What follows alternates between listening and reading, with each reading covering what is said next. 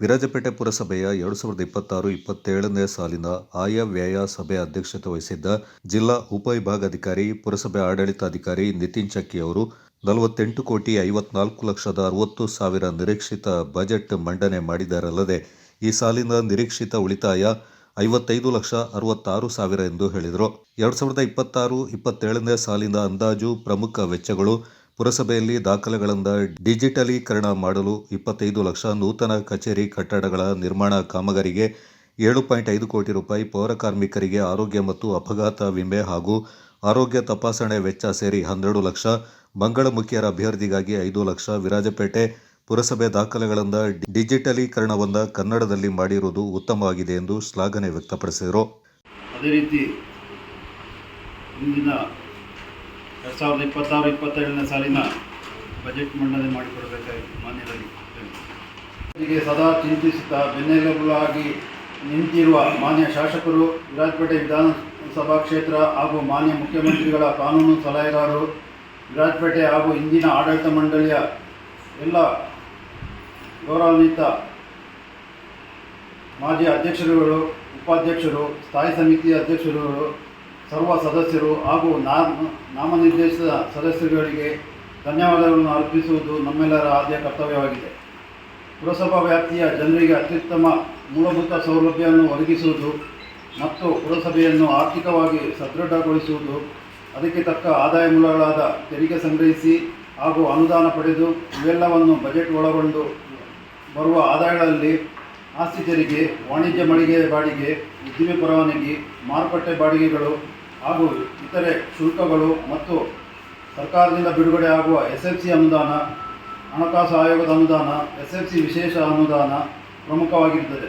ಇವೆಲ್ಲವನ್ನು ಅಂದಾಜಿಸಿಕೊಂಡು ಚರಂಡಿ ನಿರ್ಮಾಣ, ಬೀದಿ ದೀಪಗಳ ಅಳವಡಿಕೆ, ನೀರು ವಿತರಣಾ ವ್ಯವಸ್ಥೆ, ಒಳಚರಂಡಿ ವ್ಯವಸ್ಥೆ, ವಾಣಿಜ್ಯ ಮಳಿಗೆಗಳ ನಿರ್ಮಾಣ, ಸ್ಥಿರಾಸ್ತಿ ನಿರ್ಮಾಣಕ್ಕೆ ಮೂಲಭೂತ ಸೌಕರ್ಯಗಳನ್ನು ಒತ್ತು ನೀಡಬೇಕಾಗಿದೆ. ಅದೇ ರೀತಿ 2026-27ನೇ ಸಾಲಿನ ಅಂದಾಜು ಆಯವ್ಯಯದ ಪ್ರಮುಖ ಆದಾಯಗಳು: SFC ಅನುದಾನ 18 ಲಕ್ಷಗಳು, SFC ವಿದ್ಯುತ್ ಅನುದಾನ 132 ಲಕ್ಷಗಳು, SFC ವೇತನ ಅನುದಾನ 300 ಲಕ್ಷಗಳು, 15 ಮತ್ತು 16ನೇ ಹಣಕಾಸು ಅನುದಾನ 200 ಲಕ್ಷಗಳು, SFC ವಿಶೇಷ ಅನುದಾನ 800 ಲಕ್ಷಗಳು, ಪೇ-ನಾರ್ಮ್ ಯೋಜನೆ ಅನುದಾನ 5 ಲಕ್ಷಗಳು, SFC ಕುಡಿಯುವ ನೀರಿನ ಅನುದಾನ 5 ಲಕ್ಷಗಳು, ಸ್ವಚ್ಛ ಭಾರತ ಯೋಜನೆಯಡಿ ಘನತ್ಯಾಜ್ಯ ನಿರ್ವಹಣಾ ಅನುದಾನ 100 ಲಕ್ಷಗಳು, ಮಳೆಹಾನಿ ಅನುದಾನ 10 ಲಕ್ಷಗಳು, ಇತರೆ ಅನುದಾನ 25 ಲಕ್ಷಗಳು, ಆಸ್ತಿ ತೆರಿಗೆ, ಮನೆ ಕಂದಾಯ ತೆರಿಗೆ 238 ಲಕ್ಷಗಳು, ಆಸ್ತಿ ತೆರಿಗೆ ದಂಡ 12 ಲಕ್ಷಗಳು, ಅಂಗಡಿ ಮಳಿಗೆ ಬಾಡಿಗೆ 40 ಲಕ್ಷಗಳು, ಖಾತಾ ನಕಲು ಮತ್ತು ವರ್ಗಾವಣೆ ಶುಲ್ಕ 7.5 ಲಕ್ಷಗಳು, ಕಟ್ಟಡ ಪರವಾನಗಿ ಶುಲ್ಕ 6 ಲಕ್ಷಗಳು, ಉದ್ದಿಮೆ ಪರವಾನಗಿ ಶುಲ್ಕ ಮತ್ತು ಇತರೆ ಪರವಾನಗಿ ಶುಲ್ಕಗಳು 25 ಲಕ್ಷಗಳು.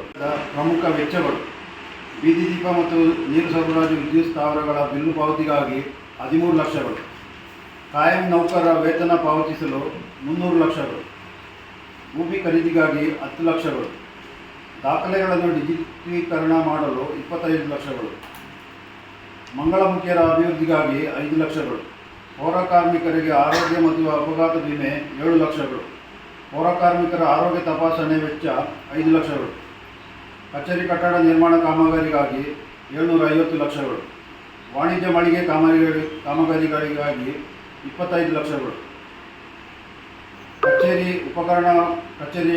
ಪೀಠೋಪಕರಣಗಳು 20 ಲಕ್ಷಗಳು, ಚರಂಡಿ ಅಭಿವೃದ್ಧಿಗಾಗಿ 75 ಲಕ್ಷಗಳು, ರಸ್ತೆ ಅಭಿವೃದ್ಧಿಗಾಗಿ 75 ಲಕ್ಷಗಳು, ಕಾಂಪೌಂಡು, ಸ್ವಾಗತ ಕಮಾನು, ತಡೆಗೋಡೆ ನಿರ್ಮಾಣ, ರಸ್ತೆ ಬದಿ ಮಾರ್ಗ ಸೂಚಿ ಫಲಕಗಳ ಅಳವಡಿಕೆ ಹಾಗೂ ಇತರೆಗಳು 30 ಲಕ್ಷಗಳು, ಗ್ರಂಥಾಲಯ ಮತ್ತು ಸಮುದಾಯ ಭವನ ಅಭಿವೃದ್ಧಿಗೆ 15 ಲಕ್ಷಗಳು, ಹೊಸದಾಗಿ ಬೀದಿ ದೀಪಗಳು, ಸಂಚಾರಿ ದೀಪಗಳು, ಕಂಬಗಳು ಇತ್ಯಾದಿ ಅಳವಡಿಸಲು 25 ಲಕ್ಷಗಳು, ಮಳೆ ನೀರಿನ ಚರಂಡಿಗಳು, ತೆರೆದ ಚರಂಡಿಗಳು, ಸಣ್ಣ ಸೇತುವೆ ಮತ್ತು ಸೇತುವೆ ಮಾರ್ಗಗಳು 20 ಲಕ್ಷಗಳು, ಸಾರ್ವಜನಿಕ ಶೌಚಾಲಯಗಳು 30 ಲಕ್ಷಗಳು, ಸ್ಮಶಾನ ಅಭಿವೃದ್ಧಿ 15 ಲಕ್ಷಗಳು, ಘನತ್ಯಾಜ್ಯ ನಿರ್ವಹಣೆ ಕಟ್ಟಡಗಳು 10 ಲಕ್ಷಗಳು, ಘನತ್ಯಾಜ್ಯ ವಸ್ತು ನಿರ್ವಹಣೆ ಯಂತ್ರೋಪಕರಣಗಳು ಮತ್ತು ಉಪಕರಣಗಳು 60 ಲಕ್ಷಗಳು, ಘನತ್ಯಾಜ್ಯ ವಸ್ತು ನಿರ್ವಹಣೆ ಘಟಕದ ಇತರೆ ಅಭಿವೃದ್ಧಿ 10 ಲಕ್ಷಗಳು, ನೈರ್ಮಲ್ಯ ವಾಹನದ ಖರೀದಿಗಾಗಿ 40 ಲಕ್ಷಗಳು, ನೀರು ಸರಬರಾಜು ಅಭಿವೃದ್ಧಿ ಕಾಮಗಾರಿಗಳಿಗಾಗಿ 110 ಲಕ್ಷಗಳು,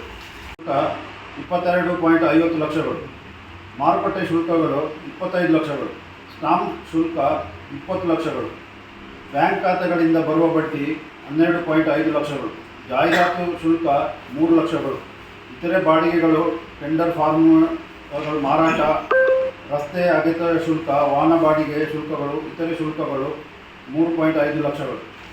ಅವರಾಗಲಿ ಮತ್ತು ನಮ್ಮ ಸಿಬ್ಬಂದಿಗಳು, ಮುಖ್ಯವಾಗಿ ನಮ್ಮ ಅಕೌಂಟ್ಸ್ ಆಫೀಸರ್ ಇದ್ದಾರೆ, ಅವರು ಎಲ್ಲರಿಗೂ ಕೂಡ ಇವತ್ತಿನ ಬಜೆಟನ್ನು ಸಕ್ಸಸ್ಫುಲ್ಲಾಗಿ ಮಂಡಿಸಿದ್ದಕ್ಕೆ ನಮ್ಮೆಲ್ಲ ಹೃದಯಪೂರ್ವಕವಾದ ಒಂದು ಧನ್ಯವಾದಗಳು.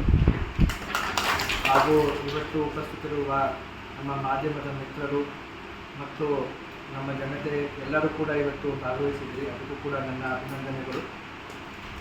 ಹಾಗೂ ಇವತ್ತು ಬಜೆಟ್ನಲ್ಲಿ ಒಂದು 4-5 ಕಾರ್ಯಕ್ರಮಗಳು ಭಾಳ ಒಂದು ಖುಷಿ ಕೊಡುವಂಥ ಒಂದು ಸಂಗತಿ. ಮೊದಲನೇದಾಗಿ ನಮ್ಮ ರೆಕಾರ್ಡ್ ರೂಮ್ಸನ್ನು ಡಿಜಿಟೈಸ್ ಮಾಡ್ತಾಯಿದ್ದೀವಿ. ಅದು first time I think entire ಇದರಲ್ಲಿ ವಿರಾಜಪೇಟೆ ಇದರಲ್ಲಿ ಮುನ್ಸಿಪಾಲಿಟಿ ಫಸ್ಟ್ ಟೈಮ್ ನಾವು ರೆಕಾರ್ಡ್ಸ್ನ ಡಿಜಿಟೈಸ್ ಮಾಡ್ತೀವಿ. It's A step in a forward direction. It is a good initiative. ಇದನ್ನು ಸಕ್ಸಸ್ಫುಲ್ಲಾಗಿ ಇಂಪ್ಲಿಮೆಂಟ್ ಮಾಡಿ ಅಂತ ನಾನು ಹೇಳ್ತಾ, ಇದರ ಜೊತೆಗೆ ನಮ್ಮ ಮಂಗಳಮುಖಿಯವರ ಅಭಿವೃದ್ಧಿಗಾಗಿ ನಾವು ಒಂದು ಇನ್ಶೂರೆನ್ಸ್ ಪಾಲಿಸಿಯನ್ನು ಕೂಡ ಇಡ್ತಾ ಇದ್ದೀವಿ. ಒಂದು state bank of India insurance policy ಮತ್ತು ಪೌರ ಕಾರ್ಮಿಕರಿಗೆ ಆರೋಗ್ಯ ಮತ್ತು ಅಪಘಾತ ವಿಮೆ, ಆಕ್ಸಿಡೆಂಟಲ್ ಇನ್ಶೂರೆನ್ಸ್, ಅದನ್ನು ಕೂಡ ನಾವು ಇರಿಸಿದ್ದೀವಿ. ಮತ್ತು ಆರೋಗ್ಯ ತಪಾಸಣೆ ವೆಚ್ಚ ಹಾಗೂ ನಮ್ಮ ಕಚೇರಿ ಕಟ್ಟಡಗಳ ನಿರ್ಮಾಣಕ್ಕಾಗಿ ಒಂದು ಕಾಮಗಾರಿಕೆ ಒಂದು ಕೆಲಸವನ್ನು ಕೂಡ ಈ ವರ್ಷದಲ್ಲಿ ತಗೊಂಡು ಒಂದು ಉತ್ತಮವಾದ ಒಂದು ಕಚೇರಿ ಕಟ್ಟಡವನ್ನು ನಿರ್ಮಿಸಬೇಕು ಅಂತ ಹೇಳ್ತಾ ಇವತ್ತಿನ ಬಜೆಟು ಸಕ್ಸಸ್ಫುಲ್ಲಾಗಿ ಮಾಡೋದಕ್ಕೆ ಒಂದು ಅಭಿನಂದನೆ. ಪುರಸಭೆ ಮುಖ್ಯಾಧಿಕಾರಿ ಪಿಕೆ ನಾಚಪ್ಪ ಅವರು ಮಾತನಾಡಿ, ಹಿಂದಿನ ಬಜೆಟ್ಗಳಲ್ಲಿ ಹಾಕಿಕೊಂಡ ಯೋಜನೆಗಳ ಅಭಿವೃದ್ಧಿ ಕಾರ್ಯಗಳನ್ನು ಸ್ಥಳೀಯ ಶಾಸಕರು ಮತ್ತು ಸಾರ್ವಜನಿಕರ ಸಹಕಾರದಿಂದ ಅನುಷ್ಠಾನಗೊಳಿಸಲಾಗಿದೆ ಎಂದರು. ಈಗ ಆಫೀಸ್ ಏನು ಕಟ್ಟಡ ಇದೆ, ಈಗ ಅದರದ್ದು DPR ಹಂತದಲ್ಲಿದೆ. ಅದು ಸರ್ಕಾರದಿಂದ 7.5 ಕೋಟಿಗಳ ಒಂದು ಅನುದಾನ ಬಿಡುಗಡೆಗೆ ಆಗಿದೆ. ಅದರಲ್ಲಿ ಏನಾಗಿದೆ ಅಂದರೆ 50% ಸರ್ಕಾರ, 75% ರಾಜ್ಯ ಸರ್ಕಾರದಿಂದ, 25% ನಮ್ಮ ULB ಕಾಂಟ್ರಿಬ್ಯೂಷನ್ ಇದೆ. ಅದೀಗ DPR ಹಂತದಲ್ಲಿದೆ. ಈಗ ಸದ್ಯದಲ್ಲೇ ಈಗ ನಮ್ಮ DPR ತಯಾರಾಗಿ ಈಗ DMAಗೆ ಸಬ್ಮಿಟ್ ಮಾಡ್ತಾ ಇದ್ದೀವಿ. ಇದು ಖಾಸಗಿ ಬಸ್ ನಿಲ್ದಾಣದ ಮಾರುಕಟ್ಟೆ ಸರ್, ಮಾರುಕಟ್ಟೆ ಸಹ DPR ಹಂತದಲ್ಲಿದೆ.